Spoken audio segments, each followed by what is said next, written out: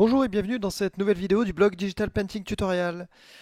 Alors, ce coup-ci, dans ce tuto, je vais vous parler un petit peu de technique, pas de technique de dessin, mais plus de technique au niveau des outils, et notamment vous parler de la manière de redimensionner la taille de votre canevas.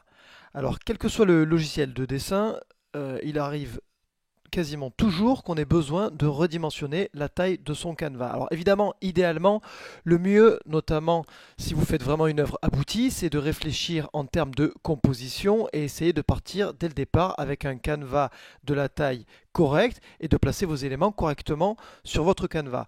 Ça, c'est vraiment quand vous travaillez sur une œuvre aboutie. Si en revanche, vous travaillez beaucoup plus le croquis, une ébauche par exemple, les dessins d'après nature, ou si vous voulez tout simplement faire quelques explorations, faire des tests, etc. Vous ne savez pas forcément avec quelle taille de canevas partir. Vous partez avec une taille de canevas qui est, on va dire, arbitraire, et par la suite, vous avez envie de modifier la taille de ce canevas. Alors, soit pour pouvoir l'augmenter, si vous avez besoin de place pour pouvoir rajouter des éléments sur votre œuvre, ou de la même manière, si vous souhaitez réduire la taille de votre canevas, tout simplement pour recadrer, retravailler la composition, ou tout simplement pour enlever des éléments que vous ne souhaitez pas garder. Alors les deux options qui s'offrent à vous pour recadrer soit en réduisant, soit en augmentant la taille, ont en fait des techniques différentes. Donc si vous souhaitez réduire la taille de votre canevas, je vais vous montrer quelques techniques pour arriver à vos fins. Si en revanche vous souhaitez l'augmenter, il y a d'autres techniques pour effectivement agrandir la taille de votre canevas. Certaines techniques sont similaires, mais vous avez beaucoup d'options à votre disponibilité. Alors on va commencer tout simplement avec un exemple. Vous voyez ici par exemple quelques ébauches que j'ai réalisées, quelques explorations que j'ai faites au niveau de nuages avec un ciel de différentes couleurs. Et imaginons par exemple qu'à ce stade-là, je souhaite modifier la taille de mon canevas. Donc vous voyez ici que le canevas est la partie grise que vous voyez ici. Si je dézoome, on s'en rend mieux compte. On voit effectivement voilà, la taille du canevas. Si par exemple ici, je souhaitais uniquement garder la première vignette que j'ai faite ici au niveau du nuage, et donc je souhaitais réduire la taille de ce canevas. Mais je vais vous montrer différentes manières, différentes techniques pour arriver à réaliser ça. Alors la première technique que je vais vous montrer, c'est en fait celle que j'utilise le plus. Je ne dis pas que c'est forcément la plus simple, mais c'est celle avec laquelle j'ai pris l'habitude de travailler. Donc il vous suffit par exemple d'utiliser le Marquee Tool, venir faire votre sélection ici si je souhaite par exemple réduire donc la taille de mon canevas. Si je souhaitais me débarrasser donc de ces contours un petit peu grossiers par exemple, je viens tracer un rectangle ici avec le Marquee Tool et ensuite je vais dans le menu Images et je sélectionne l'option Crop. Et ça vient vous retailler votre canevas en fonction de la sélection que vous avez réalisée avec le Marquee Tool. Alors ça, c'était la première option qui s'offre à vous pour réduire la taille de votre canevas. Il existe aussi également l'outil de crop qui est ici, donc qui permet donc de recadrer. Et avec cet outil-là, vous avez la possibilité directement, grâce au poignet qui se trouve autour du canevas, de venir redimensionner votre canevas. Donc là, par exemple, si je souhaitais garder uniquement la première vignette, il suffit que j'attrape par exemple cette poignée-là et que je vienne recadrer ici en fonction. Alors, il y a des petites options très pratiques ici. Au niveau du ratio, vous pouvez contraindre la taille du crop, notamment avec un ratio 16/9 par exemple, si vous voulez que votre œuvre finale s'adapte bien aux tailles des écrans d'ordinateur, des nouvelles télé, etc. Donc voilà, et ensuite vous pouvez venir modifier ici pour être sûr que ça cadre correctement à l'intérieur. Si vous souhaitez en revanche enlever cette option de ratio, il vous suffit ici de cliquer sur Clear et vous pouvez à nouveau, avec les poignets, venir modifier exactement comme vous le voulez. Et n'oubliez pas de valider ici à la fin.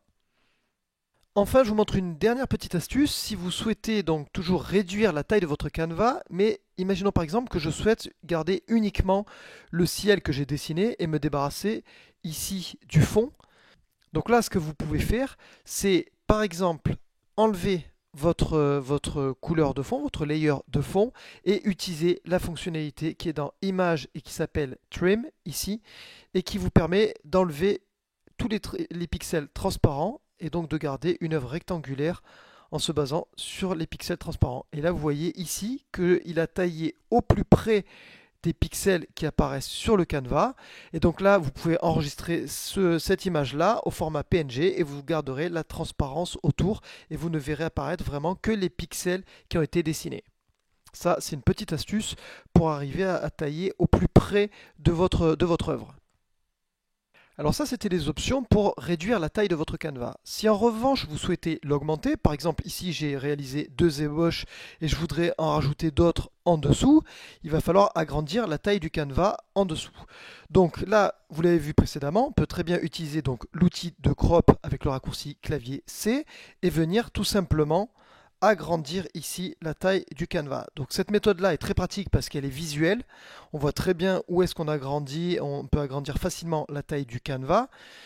N'oubliez pas donc de valider ici. Et ensuite, il suffit simplement de rajouter la couleur de fond que j'avais ici précédemment. Donc je viens à la pipette, par exemple, récupérer cette couleur-là. Et avec un CTRL A pour sélectionner toute ma layer et un Alt Backspace, je viens re-remplir sur la layer du fond, je viens remplir ma layer avec la couleur que j'avais précédemment. Donc ça, c'est une méthode qui est très visuelle, mais si par exemple vous souhaitez obtenir une valeur plus précise de la taille de votre canevas, imaginons par exemple que vous souhaitiez doubler la hauteur de votre canevas, dans ce cas-là, je vous conseille plutôt d'utiliser le menu ici qui est Image et Canvas Size, donc qui va vous permettre vraiment de définir la taille de votre canevas. Alors, cette boîte de dialogue-là vous permet, ici, vous voyez la taille de votre canevas, 3300 par 1977. Si, par exemple, je cherche à doubler la largeur de mon canevas, il va tout simplement falloir ici que je mette 6600 au lieu de 3300. Je valide et vous voyez que le canevas a été agrandi et il est passé à 6600 pixels. Il a été agrandi de chaque côté avec 1650 pixels à gauche, 1650 pixels à droite. Si en revanche vous souhaitiez par exemple à rajouter des pixels uniquement sur la droite, il vous suffit ici d'utiliser la petite option, le petit tableau qui est en dessous. Vous faites 6600 et vous cliquez ici à gauche et ça va pousser les pixels, donc les canevas, sur la droite. Et vous voyez ici que tous les pixels ont été rajoutés sur la droite. Alors de la même manière, ici on a les pixels qui sont rajoutés et on a un fond transparent qui apparaît. Ça c'est pour les feignants. Si vous voulez directement que ça apparaisse du canevas avec la couleur que vous aviez ici dans le fond ou avec les couleurs que vous avez ici en foreground et en background, il vous suffit tout simplement d'utiliser une option du menu Canvas Size ici qui s'appelle Canvas Extension Color. Le problème ici, l'option est grisée tout simplement parce que la layer que j'ai ici n'est pas une layer de background. Donc il va falloir tout simplement la modifier, aller dans le menu Layer, dans le menu New et venir modifier cette layer et la transformer en layer de background. Et à partir de ce moment-là, je peux à nouveau utiliser le menu Canvas Size et ce coup-ci, je peux venir directement choisir une couleur qui va être utilisée pour agrandir le canevas. Donc je peux choisir soit la couleur de foreground qui est ici, soit la couleur de background, soit utiliser du blanc, du noir ou du gris, ou alors carrément venir choisir une couleur à la pipette. Donc je vais utiliser par exemple la couleur que j'ai ici, qui est ma couleur de foreground. Je viens rajouter par exemple de la hauteur à mon canevas, et je vous montre même une autre petite astuce. Vous avez aussi la possibilité de rajouter une valeur relative. Donc ici par exemple, je viens rajouter 1500 pixels et je les rajoute vers le bas. Ici, vous voyez que le canevas va être poussé vers le bas.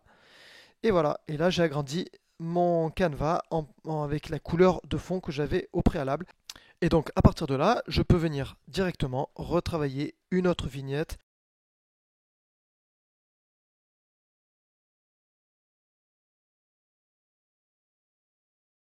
Et voilà. Ça, c'était une autre manière pour agrandir votre canevas. Alors toutes ces techniques pour redimensionner votre canevas, soit pour l'agrandir, soit pour le rétrécir, le diminuer, sont vraiment très pratiques et se trouvent dans la plupart des logiciels de dessin. Au niveau de Photoshop, c'est vrai que c'est très souple, on a énormément d'options pour arriver à nos fins. Malheureusement, j'ai trouvé, moi, quelques limites à ce niveau-là, notamment lorsque je réalise des dessins d'après nature. Comme je vous l'explique régulièrement à travers le blog, je vous encourage à dessiner d'après nature et notamment à dessiner des personnages qui vont poser pour vous, par exemple. Alors évidemment, le mieux c'est de faire ça en vrai. Sinon, je vous ai donné à travers le blog un lien pour accéder à la chaîne YouTube de Croquis Café et vous avez donc des personnages, des personnes qui vont poser pour vous, que ce soit des hommes ou des femmes. Et donc ça, c'est vraiment très pratique pour travailler la gestuelle, travailler votre esprit d'observation, travailler votre trait de crayon, etc. Donc ça, malheureusement, une fois que vous êtes lancé là-dedans, dans les différents dessins et différentes gestuelles, il faut enchaîner les poses les unes après les autres. Et malheureusement, quand vous avez un canevas qui a une taille prédéterminée, ben vous arrivez rapidement au bord de votre canevas et ça vient casser complètement votre flow.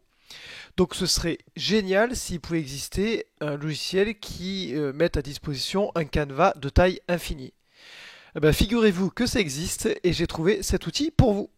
Alors cet outil existe, il s'appelle Mischief ou alors Made with Mischief. Je vous ai mis le lien en dessous de l'article dans le blog. Alors, il existe plusieurs versions pour ce logiciel. Il existe une version gratuite qui vous permettra de toute façon de réaliser vos croquis les plus simples. Si vous voulez acheter la version payante, vous pouvez. Vous avez quelques fonctionnalités qui sont débloquées à ce niveau-là. Alors, vous avez l'outil sous vos yeux. Vous voyez ici des rapides études, des rapides croquis de nus dessinés d'après la chaîne de Croquis Café. Alors, vous voyez ici, par exemple, que si je dézoome, vous voyez que j'ai toute une sorte de croquis ici, et vous voyez surtout que le canevas est infini. Si je dézoome, si je zoome, le canevas est infini, il n'a jamais de limite. Donc, même si vous zoomez très finement, vous voyez également que les traits ne sont pas du tout pixelisés. Donc ça, c'est vraiment un atout de valeur lorsque vous réalisez des croquis. Vous n'êtes pas limité dans la taille de votre canevas et vous n'avez pas à vous poser de questions sur la résolution de votre canevas. Donc ça, c'est vraiment très pratique lorsque vous réalisez des croquis, des ébauches, parce que vous pouvez déplacer les éléments sans avoir à vous soucier de la taille de votre canevas. Donc je trouve vraiment cet outil très pratique et je m'en sers uniquement pour les dessins d'après nature parce que je le trouve vraiment très pratique pour ça. Donc par exemple ici, vous pouvez enchaîner les dessins et quand vous avez la pose qui change, rien ne vous empêche ici de choisir une brush et ensuite vous pouvez enchaîner ici très facilement les différentes poses et donc très rapidement, voilà, venir positionner vos traits pour rajouter des poses et ensuite venir vous déplacer dans le canevas sans aucun problème et dézoomer et vous n'avez aucune contrainte dans votre canevas. Merci d'avoir regardé cette vidéo du blog Digital Painting Tutorial. Si vous avez des questions, n'hésitez pas à les mettre dans le blog ou sous la vidéo YouTube. Si vous avez aimé, n'hésitez pas à faire un like également, ça me fera toujours plaisir. Et puis je vous dis à très bientôt sur le blog.